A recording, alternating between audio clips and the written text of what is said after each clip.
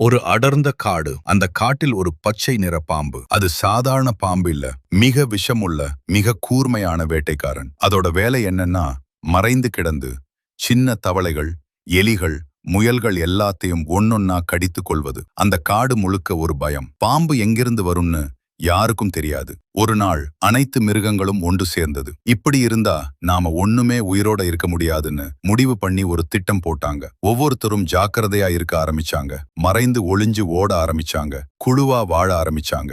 பாம்புக்கு அதிர்ச்சி. முன்னாடி மாதிரி வேட்டை கிடைக்கவே இல்ல. அது பசிச்சு தவிக்க ஆரம்பிச்சது. எத்தனை நாள் முயற்சி பண்ணாலும் யாரையும் பிடிக்க முடியல. அப்போ அது ஒரு மோசமான திட்டம் பண்ணுது. ஒரு நாள் அது தன்னோட பழைய தோலை களைந்தது. அந்த தோல் கீழே விழுந்தது.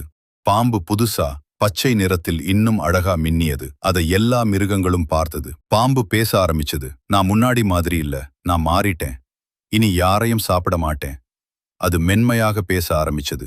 அதை நம்ப ஆரம்பிச்சாங்க. அதோட பக்கத்தில் வர ஆரம்பிச்சாங்க. கடைசி ஒரு இரவு அதே பழைய பாம்பு திரும்ப வந்தது. தனியா இருந்தவங்கள முதல்ல கடிச்சது. அப்புறம் எல்லாரையும் ஒன்னொன்னா கொன்றது. காடு மீண்டும் அமைதியாகி போச்சு. ஆனா உயிர்கள் இல்லாமல். ஒரு மனிதனோட குணம் தெரியும் போது கூட மீண்டும் நம்புறது அவனோட தவறு இல்ல, நம்மோட பெரிய முட்டாள்தனம். விஷம் கொண்டவன் நிறம் மாற்றுவான், குணம் மாற்ற மாட்டான்.